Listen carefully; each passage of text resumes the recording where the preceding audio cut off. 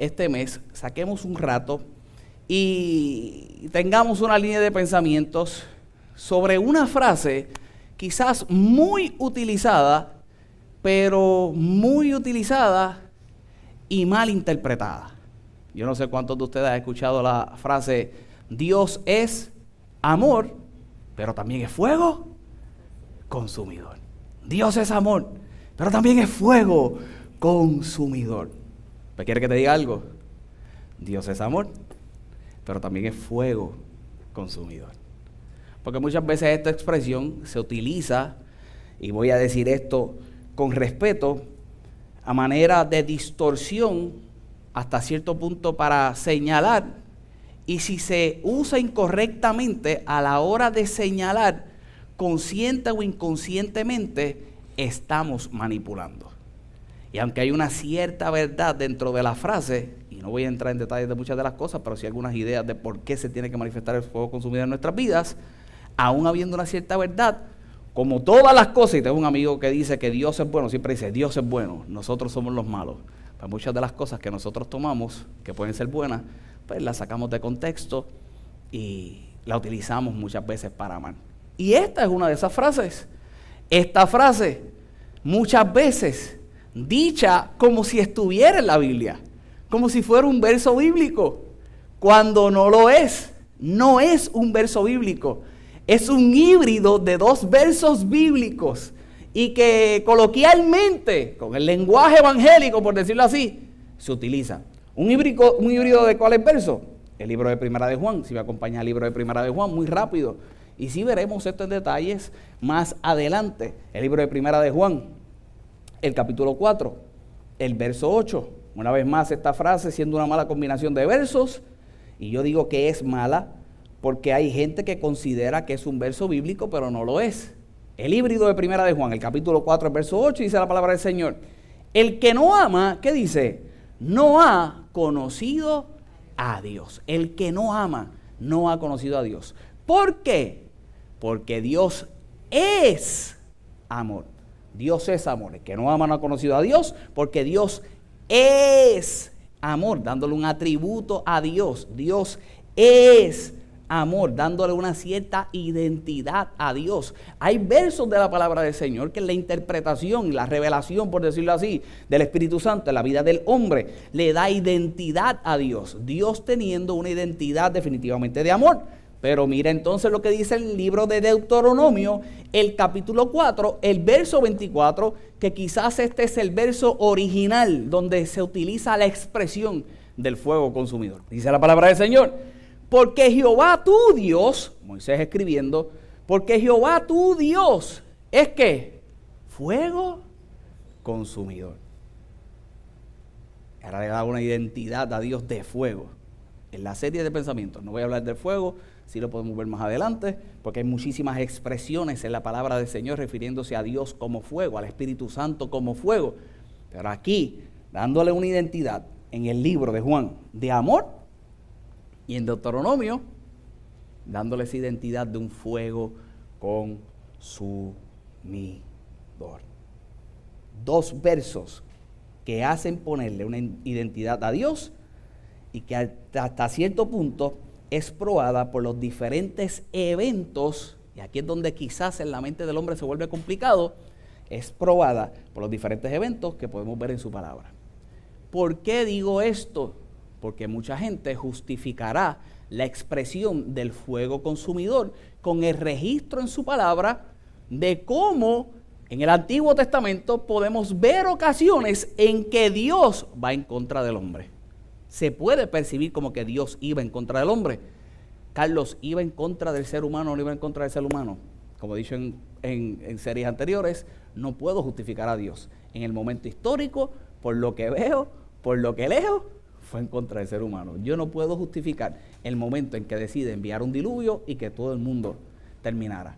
¿Se le dio la oportunidad de arrepentimiento al hombre en aquel momento? Definitivamente que sí, porque Dios es amor. Pero hay gente que agarra el fuego consumidor para decir que el aguacero que envió fue para exterminar. Exterminó, pero había la oportunidad de salvación aún antes de que se exterminara. ¿Me expliqué? ¿Difícil? Dificilísimo. complicadísimo, en la mente de cualquier hombre es complicadísimo, pero tampoco es la justificación para una mala expresión de un verso bíblico y ponerme en la posición de señalar, de juzgar y manipular. Aún dentro del amor de Dios, sí hay una expresión de lo que debemos de hacer, que si no se hace, tenemos consecuencias. Yo soy de los que creo que las consecuencias no las envía Dios, las consecuencias me las busqué yo. Las consecuencias me las busco yo. Es más fácil responsabilizar un ente que no veo, que debiera ver, ¿en qué? En todo lo que surge en mi vida, que es Dios, que responsabilizarme a mí mismo. Dios me envió esto. No, te lo buscaste. Pero es que esto surgió de la nada. Vives aquí, en la tierra, las cosas van a surgir. Dios sigue siendo Dios.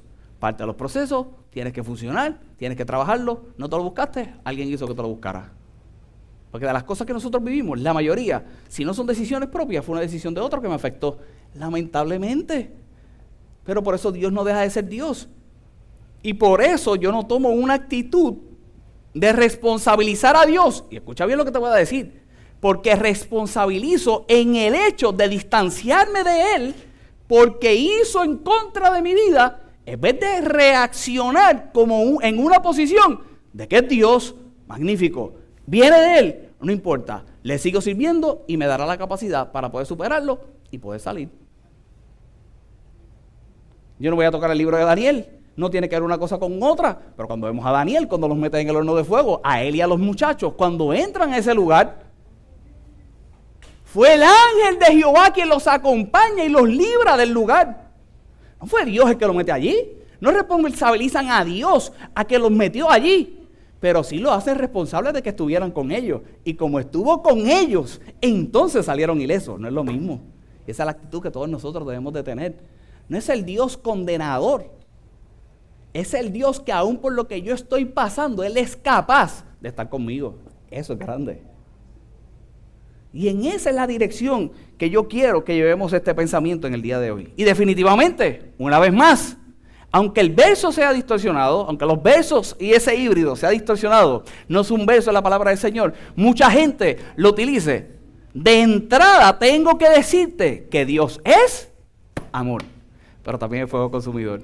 Lo que pasa es que te voy a mostrar en el día de hoy específicamente, a manera de introducción, qué es lo que se debe consumir en nuestra vida. ¿Qué es lo que debemos consumir cada uno de nosotros? Para que haya un incremento en esa relación con Dios y haya una evolución en cada uno de nosotros como creyentes, que haya una evolución de nosotros como cristianos. Amén. Es lo que dice la palabra del Señor en el libro de Hebreos. Hebreos el capítulo 12, y pienso que no voy a hacer muy extenso en el día de hoy. Pero establezcamos un poco el contexto en el Nuevo Testamento de lo que se escribe como el fuego consumidor y vayamos a la aplicación de nuestras vidas. En la próxima semana me voy a centrar en lo que es el amor de Dios, pero no hay forma de poder tocar el amor de Dios sin que veamos de otra forma el fuego consumidor, porque estamos basando la serie de pensamientos en esa frase utilizada. Amén. Y es lo que dice una vez más el libro de Hebreos, el capítulo 12, el verso 12. Hebreos, el capítulo 12, el verso 12. Es lo que dice el escritor. El título de sus Biblias, la mayoría de las Biblias tienen un título, los que utiliza la Reina Valera. El título de sus Biblias que dice: los que rechazan la gracia de Dios. Cuando miras versos anteriores, hay un título, ¿cómo dice el título ahí en el principio del capítulo? El principio del capítulo dice: puesto los ojos en Jesús. Puesto los ojos en Jesús, vamos a ver en detalle, pero está llevando el escritor a lo que es la figura de nuestro Señor Jesucristo, y luego que entonces destaca ciertas cosas de la figura de nuestro Señor Jesucristo, y también traigo a colación, porque no voy a poder leer todos esos versos, pero léalos luego en su casa. Esto es como una continuación de lo que se escribió en Hebreos 2. Mire Hebreos 2, en el libro de Hebreos, el capítulo 2, el escritor destaca una salvación tan grande, comienza a hablar de salvación y ahora comienza a hablar de lo que es la figura de Jesús y permanecer en Él, y luego que establece lo que es la salvación y lo que es la figura de Jesús, entonces entra estos versos de los que pueden negar la gracia. Nosotros vimos un mensaje anterior completamente de la gracia. La gracia manifestada a través del sacrificio de Jesús. No vives la gracia si no hay sacrificio de Jesús. Y si yo no pongo la mirada en eso, no hay forma de que se manifieste lo que dicen estos versos. Estamos bien hasta ahí. Esta es la parte más aburrida del mensaje, pero si no tenemos contexto de lo que sucede en la palabra del Señor, distorsionamos su palabra y utilizamos frases como la frase de que Dios es amor, pero también es fuego consumidor. Amén. Libro de Hebreos, el capítulo 12. El capítulo 12, el verso 12. Dice la palabra del Señor: por lo cual, levantad las manos caídas, pone los ojos en Jesús. Estás puesto los ojos en Jesús, reconoce la salvación. Mira lo que dice, una instrucción: levanta las manos caídas y las rodillas paralizadas. ¿Y cuántas veces en nuestra vida nosotros nos sentimos de esa forma? Aún como creyentes, aún creyendo, aún no dudando de nuestra salvación, hay momentos en que nos sentimos que necesitamos que nos levanten las manos, que Samuel Hernández cante: y levanto mis manos, la rodilla paralizada, ir a la presencia. ¿Cuán difícil se hace? Y dice: levanta las manos, las rodillas paralizadas. Y mira lo que dice el verso 13: y haced sendas derechas para vuestros pies, para que el cojo no se salga del camino, sino que sea sanado. Levanta las manos, ayuda a esa rodilla, procura que la senda sea derecha, para que la gente no salga de ella. Expresiones mal utilizadas como la que estamos viendo en el día de hoy no provocan que la gente permanezca en la senda, aunque se busca que permanezca en la senda. La gente se sale del camino, se sale de la senda por el tan solo hecho de no poder entender, de sentirse como se sienten, de lo que emocionalmente se crea. No estamos diseñados para eso. Entendemos la gracia. Nosotros somos el primer ente que está para otros, para levantar sus manos, para que esas rodillas se levanten, para que permanezcan en la senda, para que puedan permanecer en la fe, para que puedan seguir creyendo. Mira la instrucción: y seguid la paz con todos. Sigue la paz con todos. Y por supuesto, la santidad, sin la cual nadie verá al Señor. Sigue la paz, mantén la paz con todo el mundo y procura vivir por esa separación que Dios hizo en tu vida. Te separó con un propósito. Ese propósito y esa separación en tu vida, eso que representa esa santidad de nuestra vida, eso que Dios hace, que nos separa, incluye a otros. Incluye a otros. Porque me separó, tengo la capacidad de bendecir a otros. Porque me separó, tengo la capacidad de poder ser instrumento de bendición en la vida de otros. Mira el verso 15. Mirad bien, no sea que alguno deje de alcanzar la gracia. Cuidado. No sea que no alcances la gracia. Que brotando alguna raíz de amargura os estorbe y por ella muchos sean contaminados. Una vez más, de lo que te decía hace un rato, siempre incluirá a alguien. Y aún el hecho de tú excluirte de lo que Dios puede hacer en tu vida por esa distorsión en el alma, tus emociones, tus sentimientos, que brota del interior, que dice la palabra del Señor, no sea que afecta mucho.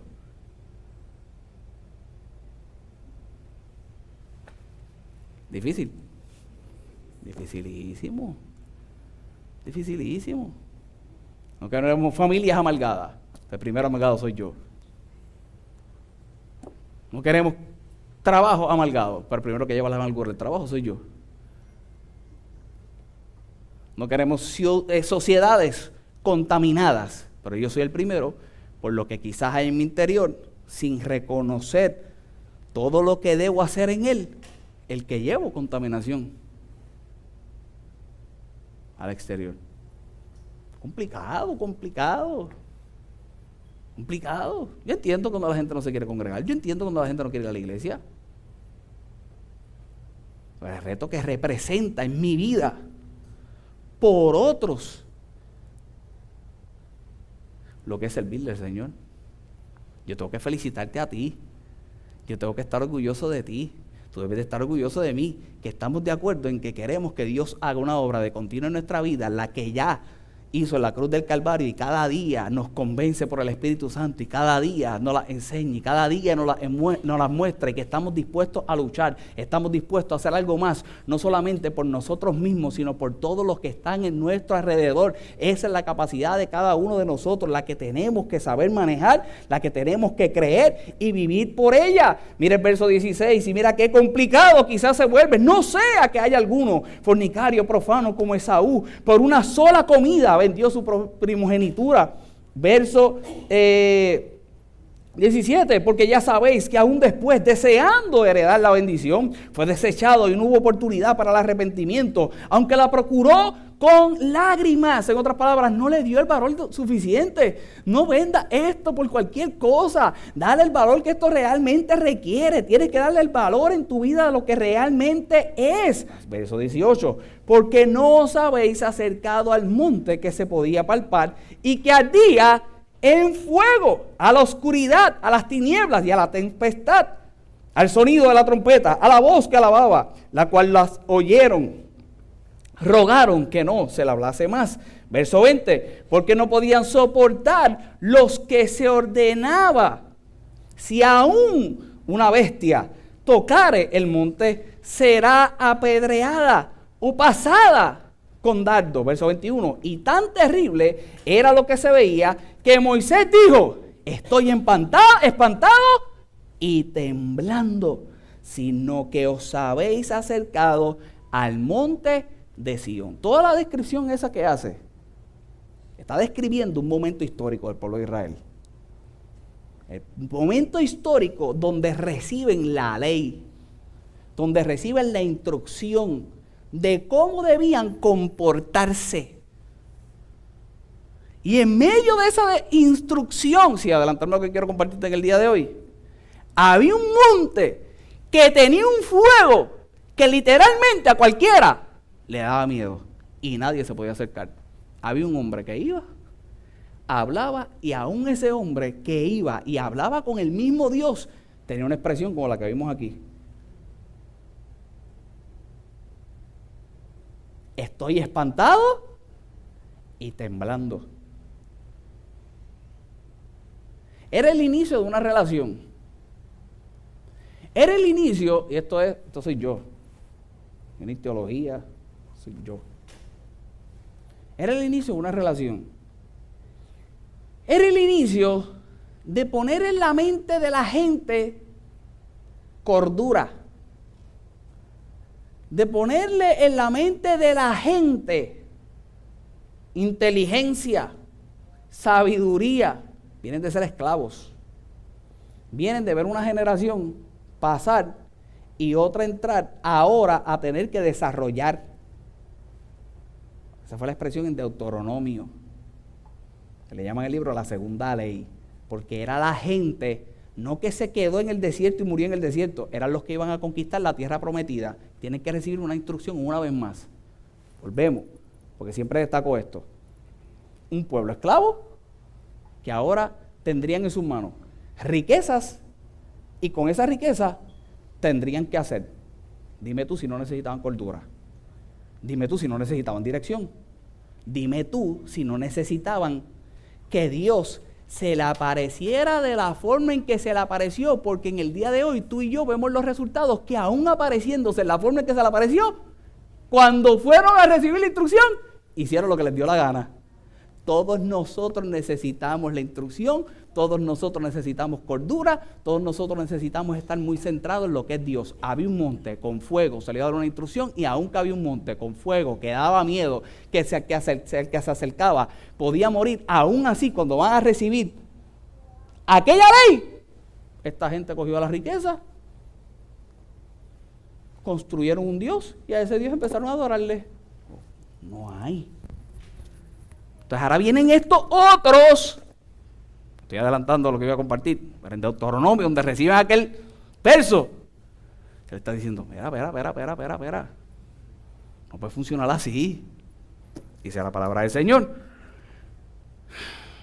Verso 23, a la congregación de los primos, verso 22, sino que habéis acercado al monte Sión, a la ciudad del Dios vivo, Jerusalén la celestial, a la compañía de muchos millares de ángeles. Una vez más, y tan terrible era lo que veía que Moisés dijo: estoy espantado y temblando, sino que os habéis acercado al monte Sión, a la ciudad del Dios vivo, Jerusalén la celestial, a la compañía de muchos millares de ángeles, a la congregación de los primogénitos que están inscritos en los cielos, a Dios el juez de todos, a los espíritus de los justos hechos perfectos, a Jesús el mediador del nuevo pacto. Él está diciendo: tú no te estás acercando a Sion, tú te estás acercando a esto, a Jesús el mediador del nuevo pacto, y a la sangre rociada que habla mejor que la de Abel. El autor presenta una dramática comparación entre el judaísmo, descrito como el monte Sinaí, y el cristianismo representado por el monte de Sion. Pero nosotros no podemos descartar nada de lo que pasó aquí para vivirlo acá, porque en cada experiencia que se pasó aquí hay una enseñanza que no debemos repetir. Y eso es lo que está pasando en Hebreos. Lo único que el escritor de los Hebreos le está hablando a gente que ya conocía una historia.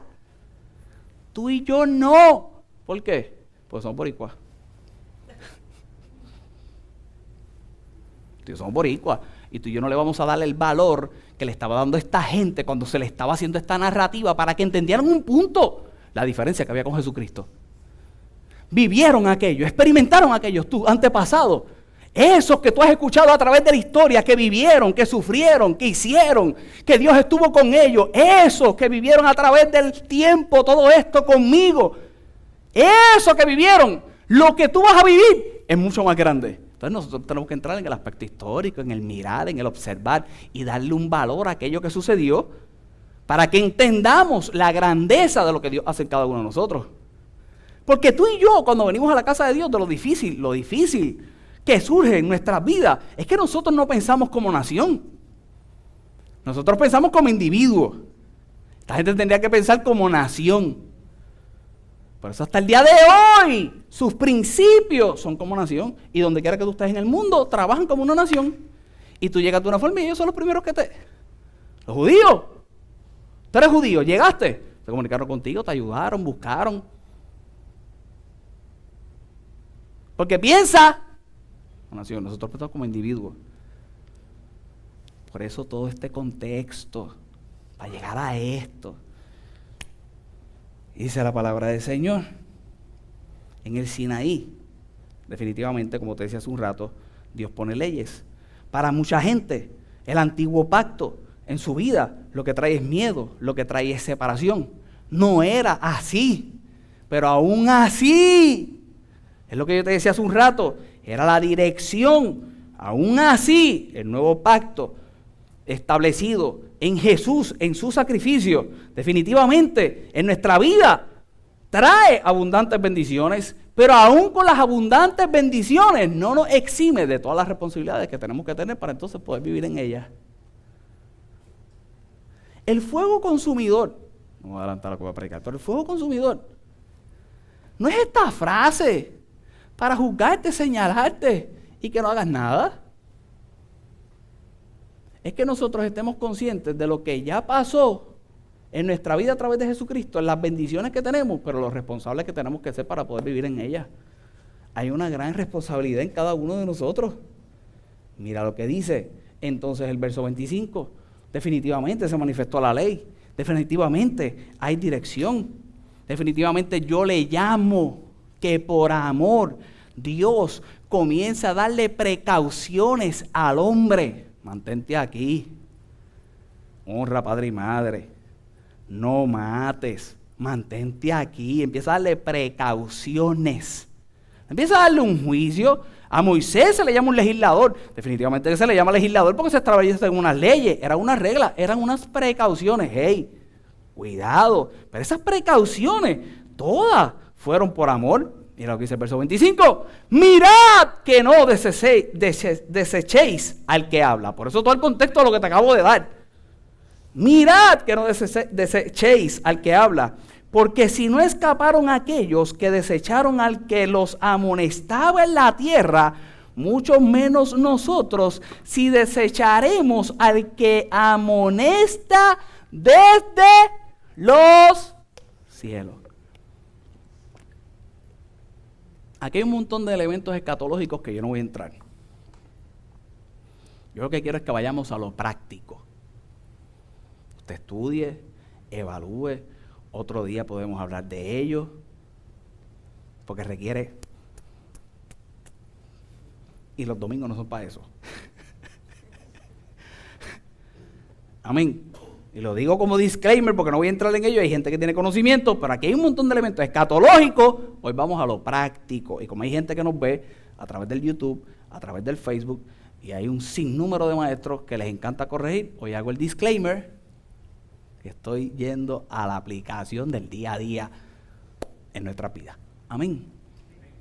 Dice la palabra del Señor: mira que no deseséis al que habla, porque si no escaparon aquellos que desecharon a los que amonestaban en la tierra, mucho menos nosotros, si desecharemos al que amonesta desde los cielos. La voz del cual conmovió entonces la tierra, la voz del cual movió, estremeció la tierra, dice la palabra del Señor, pero ahora ha prometido diciendo: aún una vez, y conmoveré no solamente la tierra, sino también el cielo.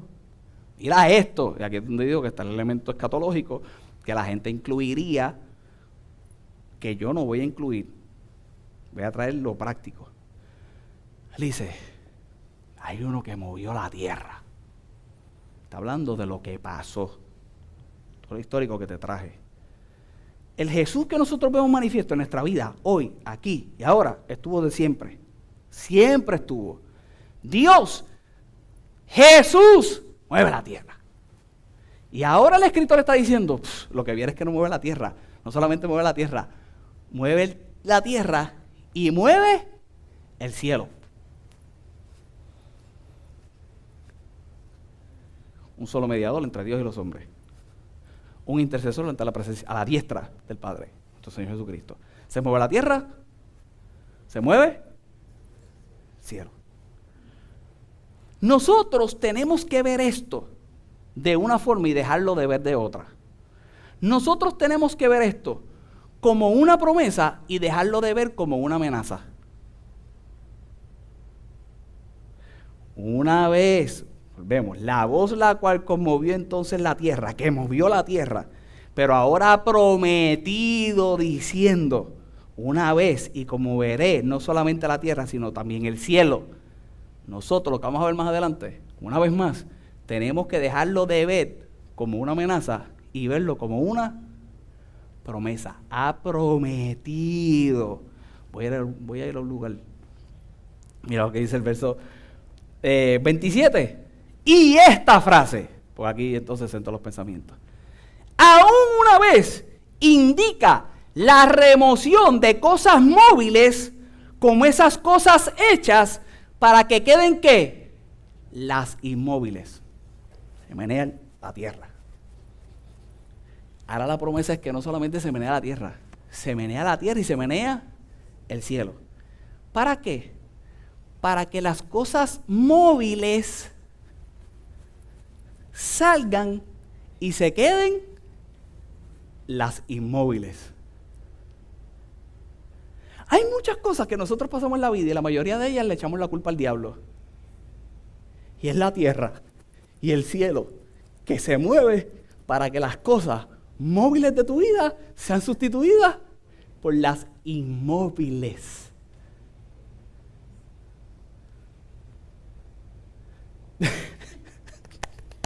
Verso 28. Así que recibiendo en nosotros un reino inconmovible, tengamos gratitud mediante ella. Sirvamos a Dios agrandándole con temor y reverencia. ¿Por qué? Porque nuestro Dios es fuego consumidor. Ahí te acabo de dar todo el contexto de esta frase que cuando te la dicen y la repites para adelante, es vana. Para nosotros poder entender ese fuego consumidor que nos está hablando el escritor, de las cosas que se tiene que destacar Y nosotros hoy en nuestra vida, en la forma en que nosotros leemos, es que ese capítulo 12 viene después del capítulo 11. Y el capítulo 11 nos habla de la fe, ¿cierto? El capítulo 11 nos habla de la fe. El capítulo 12 comienza a hablar de nuestro Señor Jesucristo. Cuando comienza a hablar de nuestro Señor Jesucristo, te da todas estas palabras para darte un último consejo. Vive en eso, porque Dios es fuego consumidor. Para que entonces pasemos de una forma al capítulo 13. Y el capítulo 13 es los deberes del cristiano.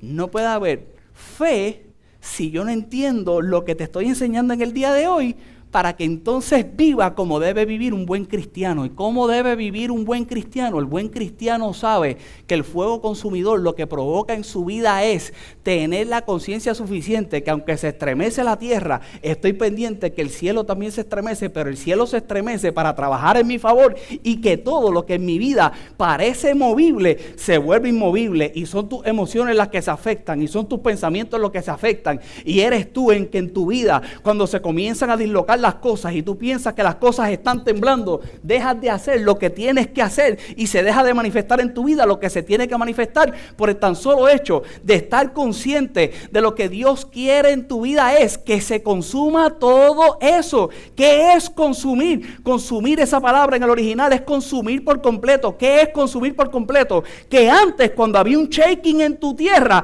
tú entiendas en el día de hoy que ese shaking en el cielo también se siente, pero hay un intercesor. Hay alguien que murió en la cruz del Calvario. Hay alguien que derramó su sangre, que lo que quiere es que cuando llegue inestabilidad en ti y dejas de congregarte, dejas de buscarle, haces cuanta cosa puedes hacer menos lo correcto, que es acercarte a Él, ¿sabes qué? Se consume en tu vida y ahora vivas por lo inmovible, vivas seguro, vivas estable, vivas tomando las decisiones correctas, vivas de una forma diferente aquí y ahora. ¿Por qué?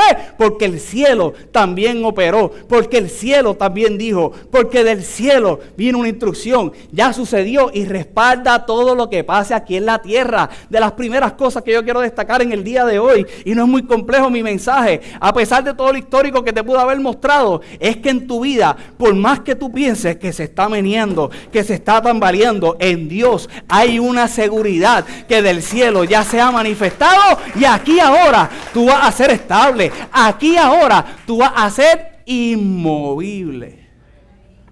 ¿Por qué? Porque se manifestó en ti el fuego. Tiene que consumir todas esas cosas.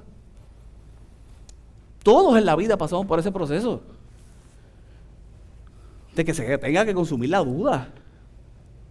No solamente el pecado, hermano. Fuego consumidor, ¿para qué consume el pecado? No es que el pecado es todo aquello que te aparte de Dios. Todo lo que te aparte de Dios es pecado.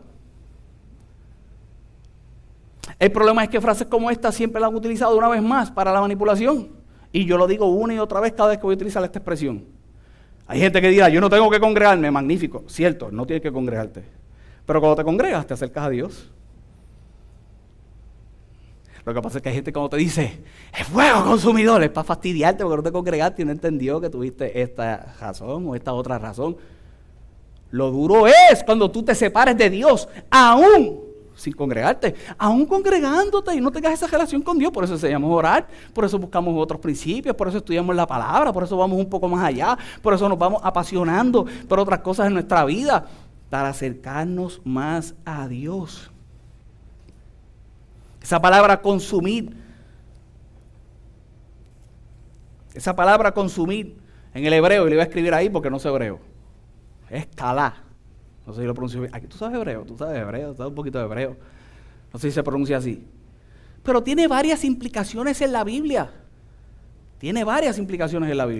El lenguaje hebreo, siendo uno reducido, no tan amplio como el español, habían varias aplicaciones y cada una de ellos tendrá un contexto por los versos que se van escribiendo. Aparece unas 210 veces en el Antiguo Testamento.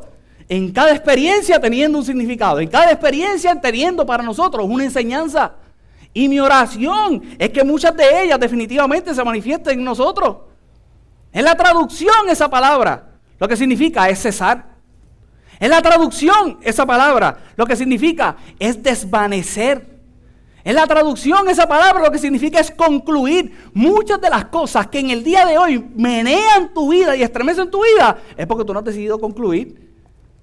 Y tiene que llegar el día que concluya, que se manifieste el fuego consumidor, que se consuma. A lo mejor el consumir es pedir perdón. A lo mejor el consumir es que tú te sientas perdonado. A lo mejor el consumir es sentarte, tener una conversación coherente, dejando a un lado las emociones, dejando a un lado lo que se siente, poder concluir, poder cesar. Tú vas a ver que con el tiempo, muchas de las cosas que tú estás viviendo, cuando tú comienzas a hacer lo correcto y acercarte a Dios, se van desvaneciendo, se solucionan solas.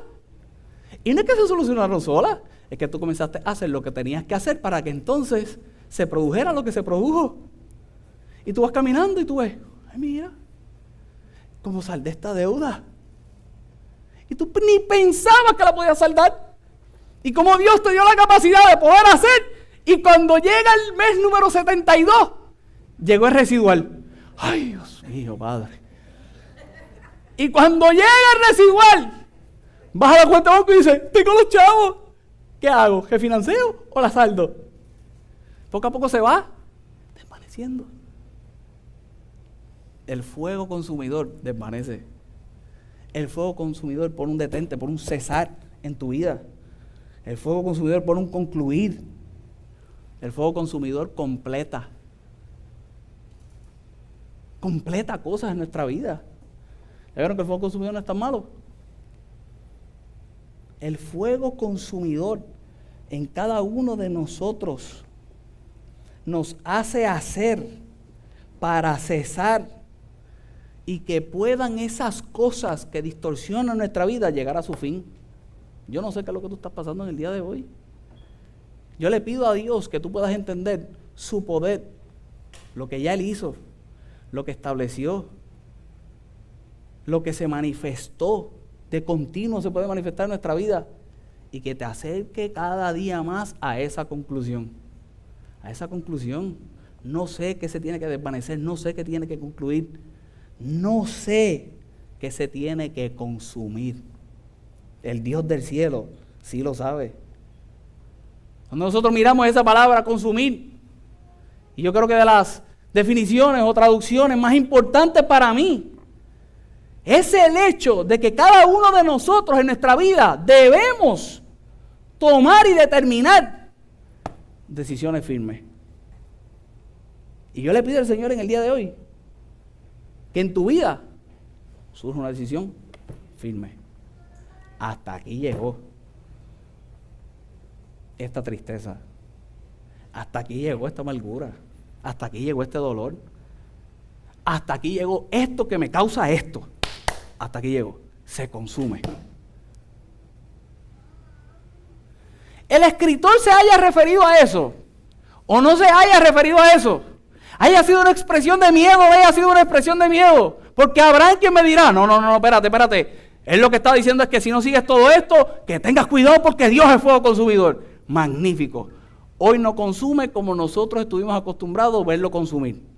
Nos consumimos nosotros mismos por no darle el cese que Él quiere que se dé en nuestra vida y que sigamos experimentando eso que estamos experimentando. Él sí quiere que se concluya ese proceso. Él sí quiere que se concluya ese pensamiento. Él sí quiere que se concluya eso que estoy pensando, eso que estoy viviendo. Él sí quiere que se concluya para que entonces pueda experimentar todo lo que me dijo anteriormente. Si yo estoy claro de todo lo que me dijo anteriormente, aunque se mueva la tierra o se mueva el cielo, en mi vida Dios sigue siendo Dios. El libro de Mateo, el capítulo 7, el verso 24. Jesús hace una expresión y una enseñanza.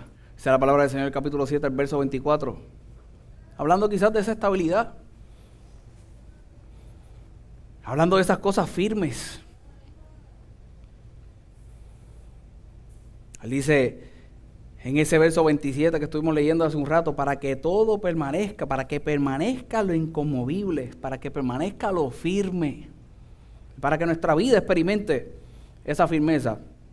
No hay otra forma de que surja, sino a través de este pensamiento. Mira lo que dice la palabra del Señor en el verso 24. Cualquiera pues que me oye estas palabras y las hace. cualquiera que me oye estas palabras y las hace, le compararé a un hombre prudente.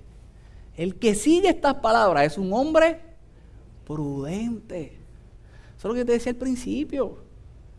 Yo no puedo entrar en una posición de condenación a Dios por lo que hizo en el pasado, si lo que estaba tratando es que el hombre fuera prudente. Es hoy en día con la gracia, es hoy en día con el derramar la cruz en la cruz del Calvario, derramar la sangre en la cruz del Calvario, y aún así nosotros seguimos siendo imprudentes. No entendemos el sacrificio que hubo. Aquella gente, todo lo que tenía que hacer, todo lo que tenían que operar para estar conscientes, no había prudencia.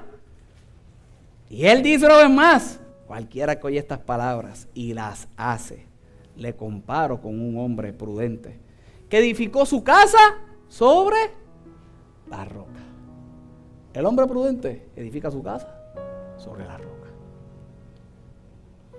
Descendió la lluvia y vinieron ríos y soplaron vientos y golpearon contra aquella casa y no cayó, porque estaba fundada sobre la roca.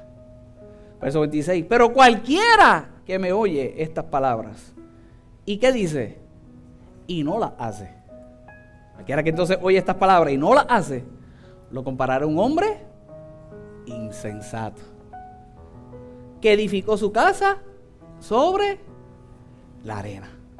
Y descendió lluvia, y vinieron ríos, y soplaron vientos, y dieron con ímpetu contra aquella casa. ¿Y qué dice? Y cayó. Duro no es que caiga. Duro no es que caiga. Duro es el resultado del caer. Y dice la palabra del Señor, y fue grande ruina. Y fue grande ruina. Y descendió lluvia, y vinieron ríos, y soplaron vientos, y dieron con ímpetu contra aquella casa, y cayó. Pero hubieron grandes ruinas.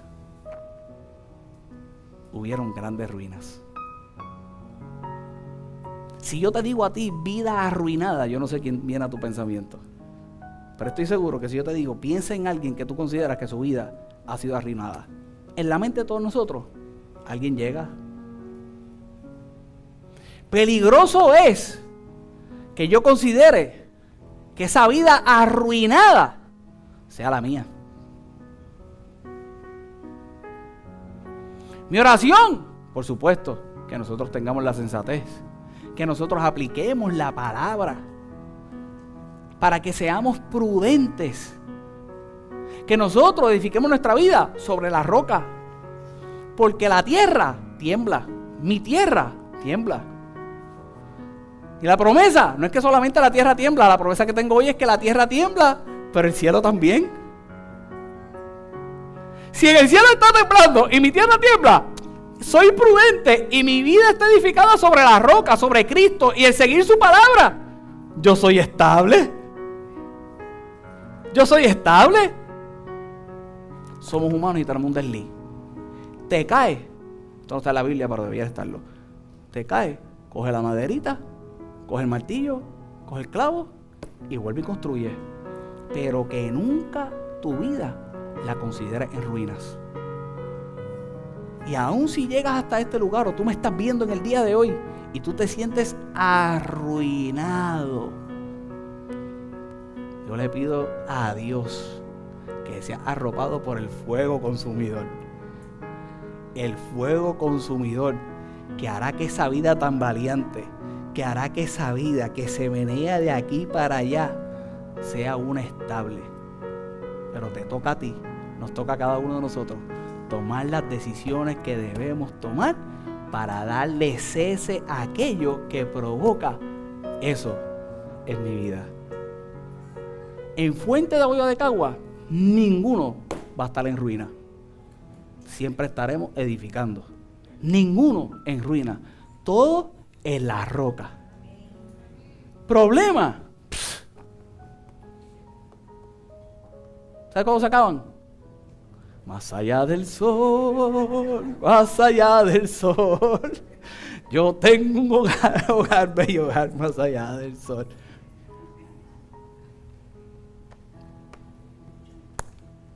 No hay un monte. No hay un monte que tú te acercas y mueres. Hay un monte que te acerca y recibe la bondad, la misericordia, la gracia, la palabra que te edifica. ¿Por qué tocar aquel monte? Porque ahí surge el verso del fuego consumidor. Y en aquel instante, definitivamente consumía. Hoy yo creo que nosotros tenemos la suficientemente historia y conocimiento para ser prudentes. Voy a decir algo y con esto voy a concluir, no lo vayas a malinterpretar, porque entonces todo lo que seguimos aprendiendo, si lo malinterpretas, no funciona para nada. Pero escucha bien. Hay muchas cosas espirituales que surgen. Y hay gente que le da mucho más valor a un montón de cosas espirituales que a cosas naturales que debían darle. Voy a decir esto con cuidado. Pero hay gente que le da un valor increíble a la profecía y espera que llegue el profeta para que entonces te dé una palabra cuando todas las profecías habidas y por haber están aquí. Pero si no llega ese profeta y me dice, no hago nada en mi vida. Y aquí es donde va lo que puede ser malinterpretado. ¿Sabes lo único que hace falta en tu vida? No es que llegue un profeta, que tengas cordura, que pienses un poquito. Ninguno de nosotros es perfecto, incluyendo su pastor. Lo que pasa es que el pastor se tiene que cuidar más de las imprudencias que a veces usted, por la posición en que está. Usted ha dejado de ser imprudente. Yo me mantengo en mi pensamiento para ser menos imprudente. Hay comentarios que yo hago aquí que son imprudentes y cuando llego a casa estoy editando el mensaje, lo estoy oyendo y digo, imprudencia. Imprudencia. Había que orar. ¿Tendría que venir el profeta a decírmelo? No, tendría que irme a mi casa, ser prudente. Ay, Carlito, pero ¿qué dijiste eso? La prudencia de cada uno de nosotros para orar en el día de hoy. Está en su palabra, porque Jesucristo es en nuestras vidas, es la roca inconmovible. Y mi oración en el día de hoy es que si se manifiesta el fuego consumidor en tu vida de alguna forma, es para que traiga firmeza. Amén. Dale un aplauso al Señor y ponte de pie.